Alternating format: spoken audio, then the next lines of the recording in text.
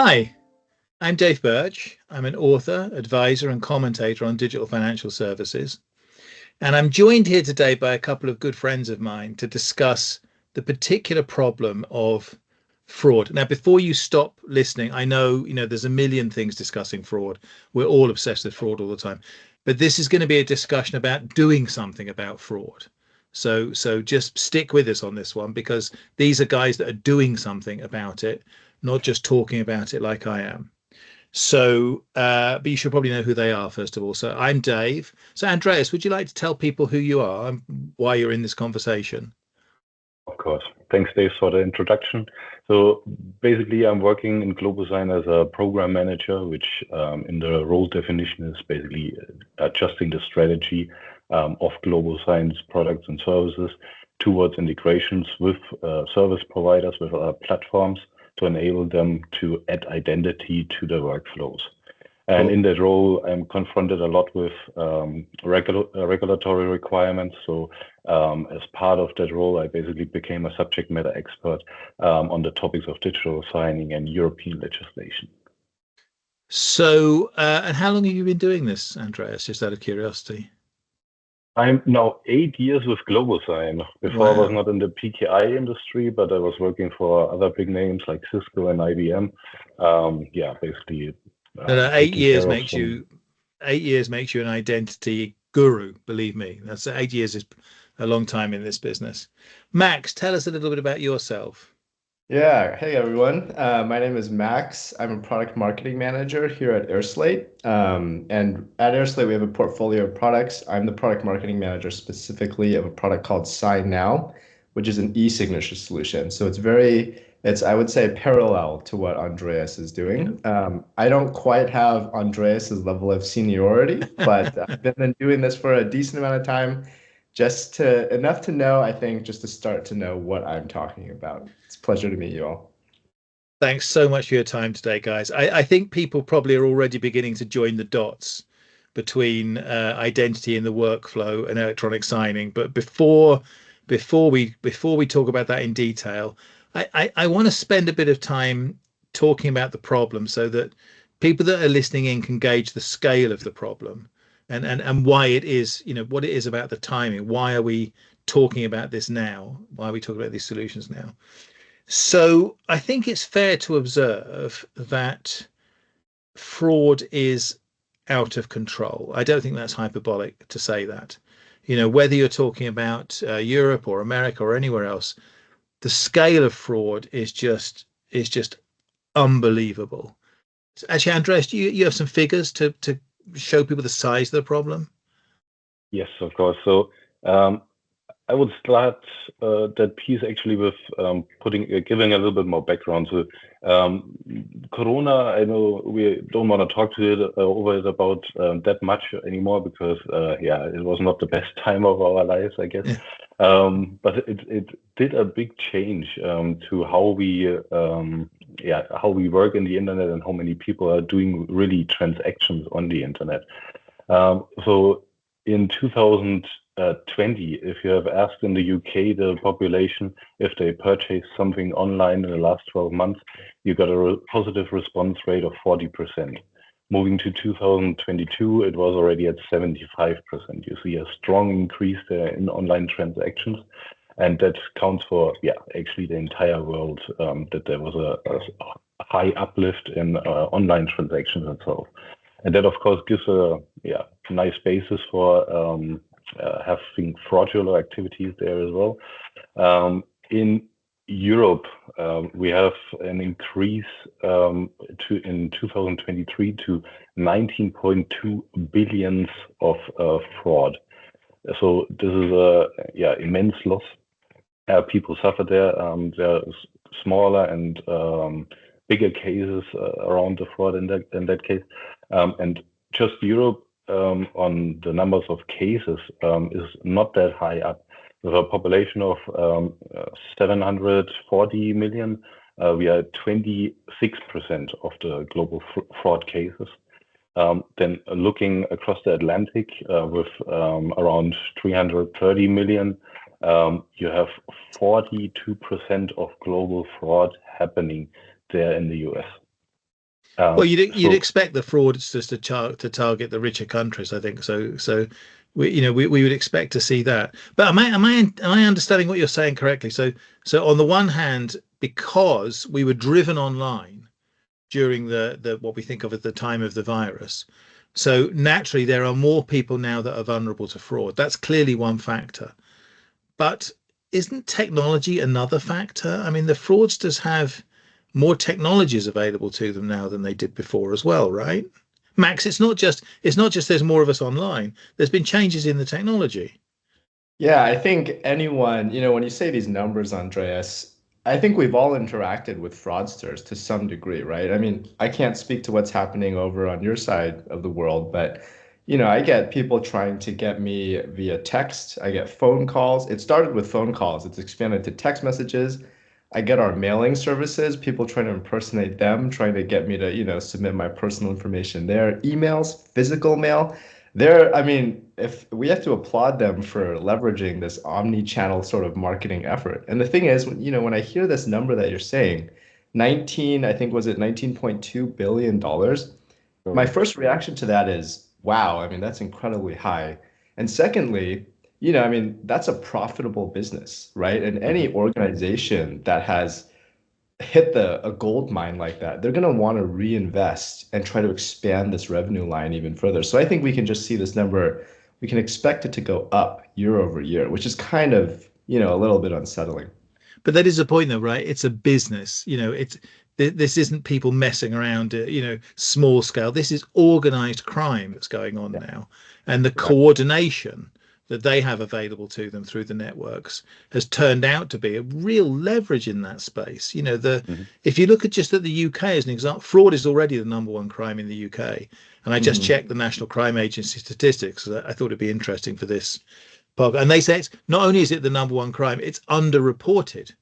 These frauds are Mhm. going on all the time and they're not even reported. So, whichever way you look at it, it's astronomical. And it's not just, I mean, you're talking about organized fraud around business loans, pandemic support, that kind of thing.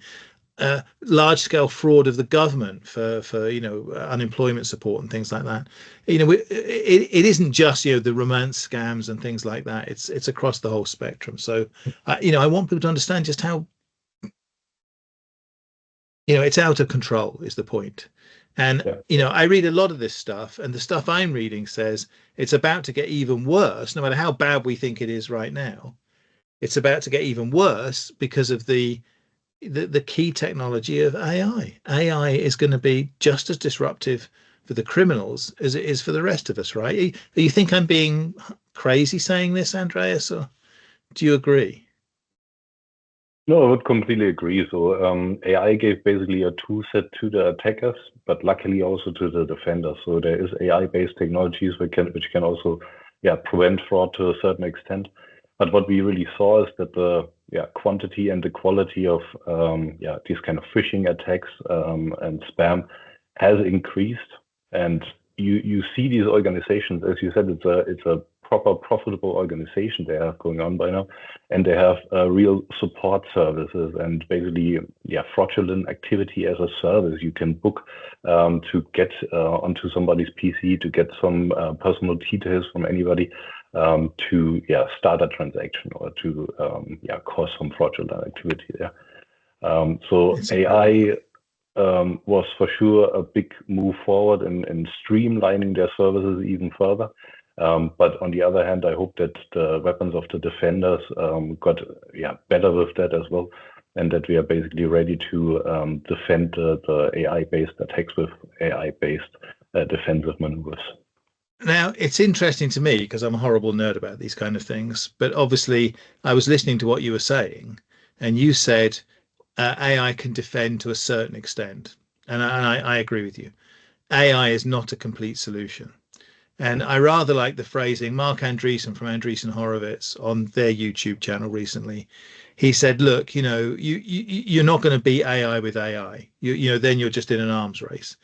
He said, what we have to do is, I mean, I'm paraphrasing. He didn't quite say this, but basically we have to go back to math. If we want to do something about fakes and frauds and this kind of thing, we've got to go back and start using the technologies we've had for a while, by which I mean, digital signatures, encryption, this kind of stuff, certificates, or all the kind of things that are buried, layers down. But the truth is they're the defense against this kind of stuff going on.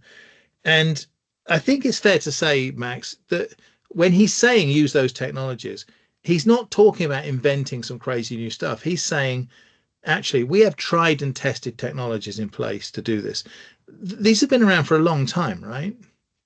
Yeah. E-signature, I mean, Andreas, I think you can speak to it better than me, but it's been around for a very long time, since computers almost were invented. And so this is, what we're talking about, guys, right? It isn't some newfangled technology that we're asking you to implement and risk, right? This is established stuff that's been happening for a while, that's been iterated on over time, and it's been proven to be successful. I think that's a very key point there, Max. I mean, it's not something that we have to speculate about whether it's going to work or not. We know it can work. It's just a question of what is the path into scale? What brings it into the mass market to solve the problem for the person in the street? I can well remember. I'm sure you've had a similar experience. I'm not picking on, but I remember working on a project actually for a Swiss financial institution, as it happened a couple of years ago, and they said, "Well, the project is so secret." It was, the project is so secret that we have to use encryption and signing for this, right? So we spend all morning fiddling about getting the S-MIME certificates in place and configuring Outlook to do the digital. You've been through this, right? And then the next day they call up and say, actually, can you turn off the encryption because our antivirus machine, because the antivirus software can't read the messages, it thinks that they're all spam and frauds and so on. Okay, so we turn off the encryption, we just have the digital signatures. And then another day later, can you turn off the digital signatures because we can't check those on the mobile phones, and all the executives are reading the stuff on their mobile phones. Not really, right? This is where we are so far. This is what we have to break out of. So we have technology that works, we know how to deal with it, but somehow it needs a different path. Now, obviously, if we narrow down into a specific area, I'm particularly interested in payments. And when we talk about online payments, that's gone from, people buying some things at Amazon with their credit cards. But now, you have transactions of all kinds going online, huge sums of money moving around. And you must have seen, just as I've seen, the stories in the newspapers, the company in Hong Kong, where they had the fake CEO on Zoom telling people to transfer $25 million.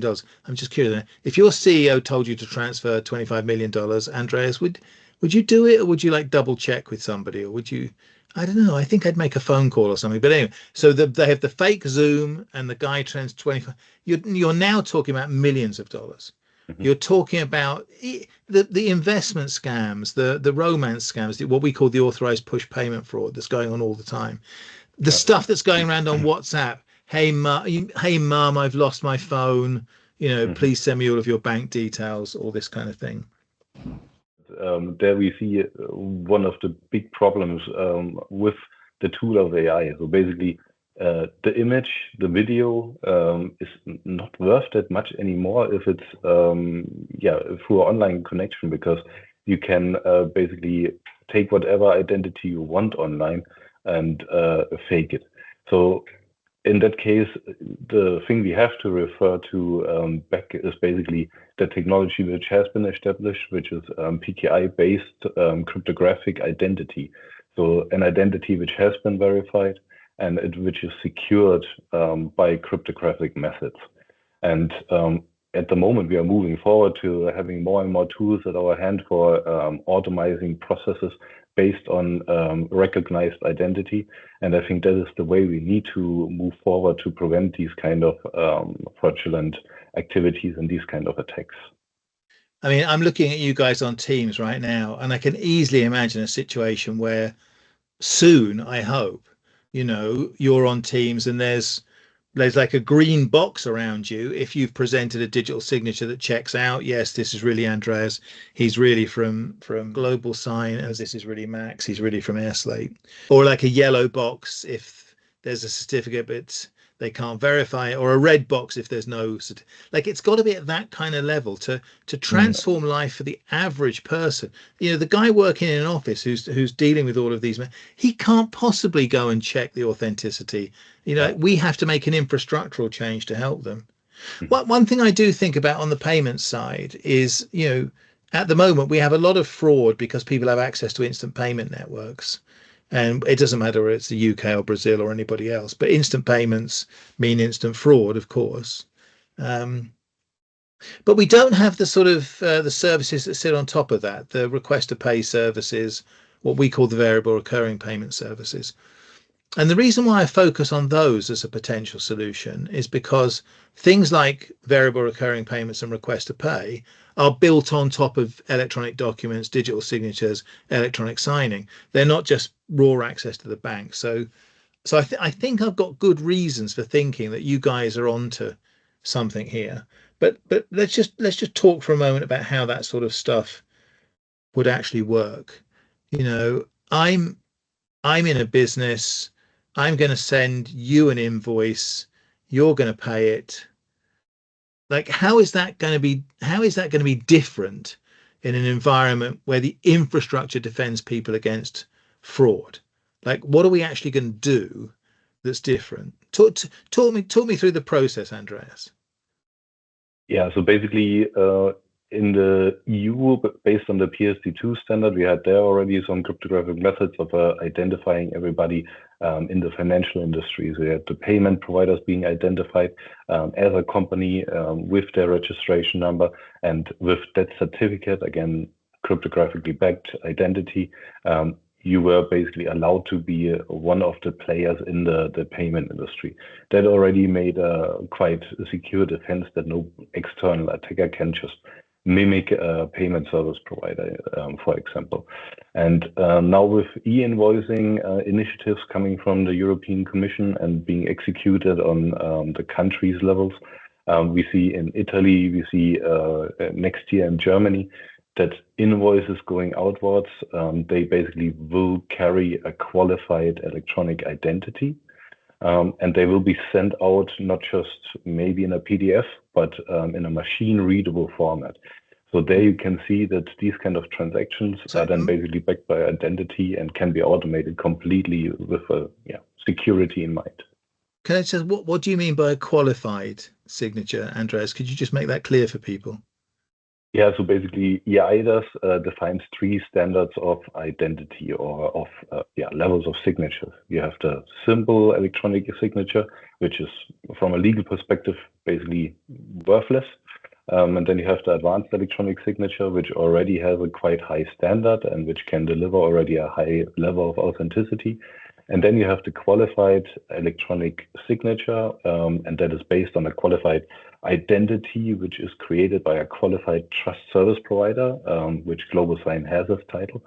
And a signature executed on that high level is basically worth the same as a handwritten signature within the EU, so the highest standard you can reach.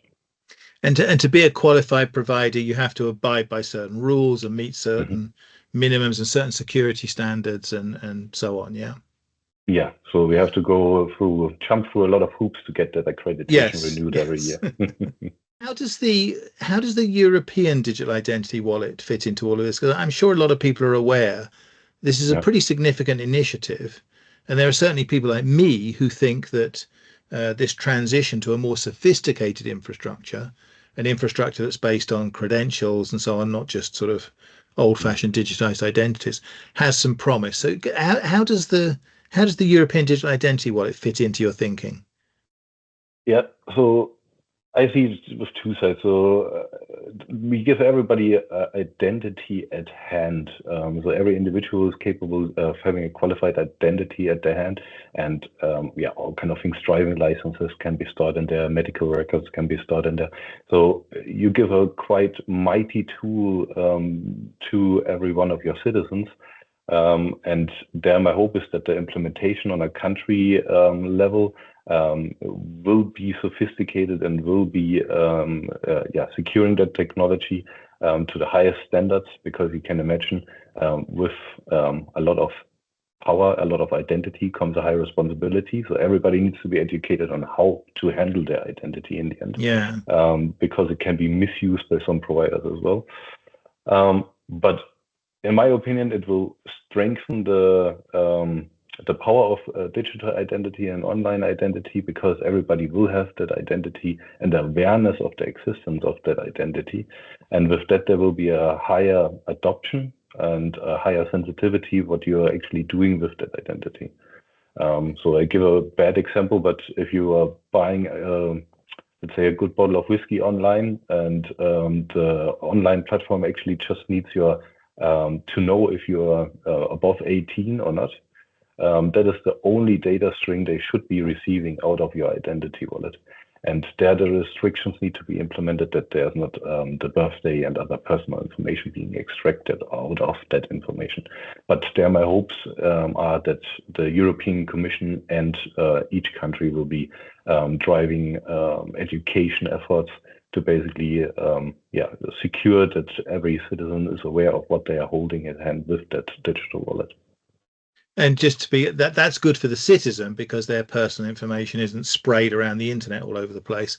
But it's also good for the service providers, because then they don't become honeypots for this personal information. I mean, you're aware, just as every single day you see these data breaches going on, because companies have had to store data which they don't really need. They don't really need copies of your driving license. They just need to know you're over 18, that sort of thing.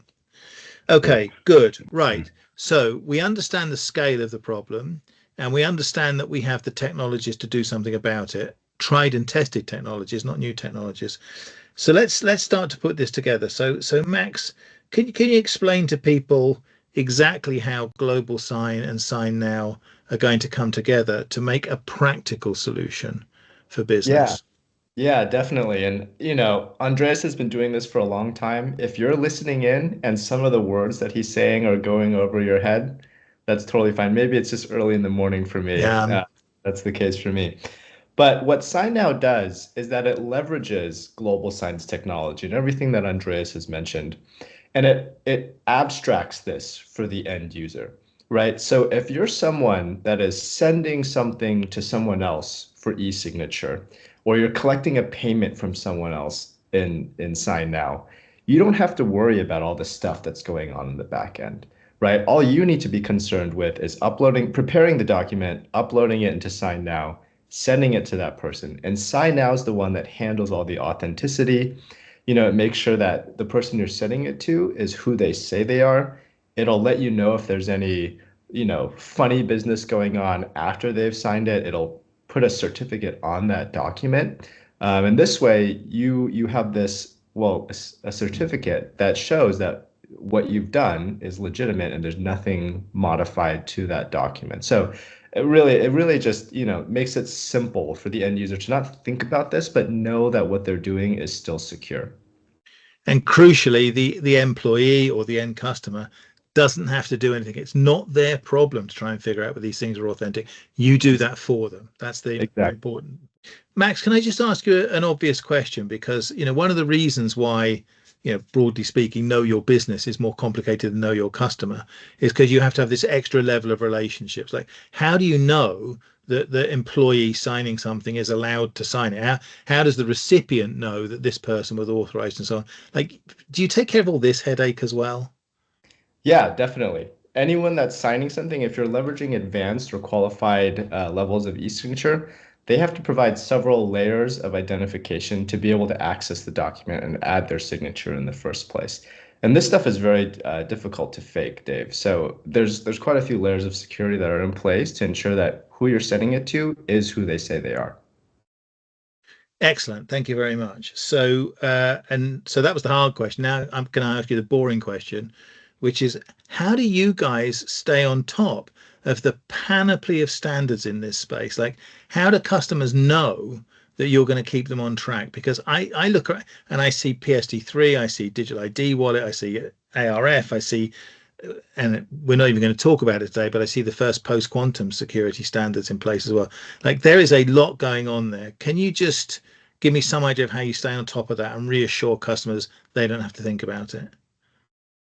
Yeah, so what we are basically doing as a certificate authority in that role, we are basically defining those standards with the, for example, CA browser forum.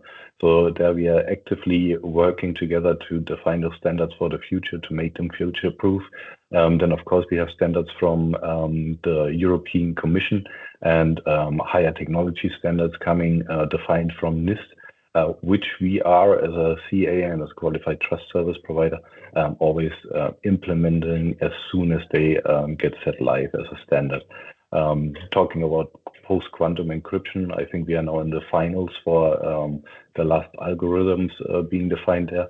As soon as one of the interesting names as standards like Kyber Crystal are defined as algorithms, we are basically adapting them in our backend to provide these standards to our customers to make their services future-proof for quantum computing. Thanks very much, Andreas.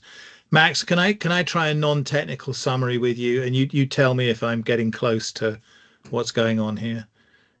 There was a fundamental problem with the internet, that it was built without this kind of identity layer in place. You know, looking back, not having it, that was great. It contributed to the growth, but it's led to no end of problems.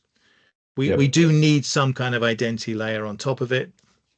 As Mark Andreessen said, we should probably build that identity layer using math and not using AI to guess at things. You have a set of practical tools in place, which means people are safer online, right? I mean, it's to do with safety. Yeah, exactly. And all the backend encryption that's going on, all of this is available in our product Sign now. And it just makes it easy, right? I think of it as when you're browsing using your web browser, which everyone's done, and you log into Facebook or your bank, your browser's doing a lot of authentication in the background to make sure that when you go to your bank, it's really your bank and not a website impersonating your bank, right? And I think it's using similar like cryptographic technology. But I'm sure if you've been browsing using your web browser long enough, you've gone on a page where your web browser has actually warned you and said that this certificate isn't legitimate, right? In the same way, e-signature, it's constantly validating things in the background, but you don't need to think about it as an everyday user. But if something fishy is going on, you'll know. And Right. it's again, it just makes it very easy and accessible for the everyday person to conduct their business without worrying about this stuff. Fantastic. Well, thanks very much, guys. Now, we've set aside a bit of time to answer questions from people. So what they may not have known is that what you're looking at on the screen are very cleverly generated AI fakes of the panelists, because actually we're all in the chat channel right now. So if you'd like to submit some questions, we're live right now, and we'd love to respond to you and help you understand just how powerful this solution can be. So thanks for listening. If you have some questions, come to the chat channel now.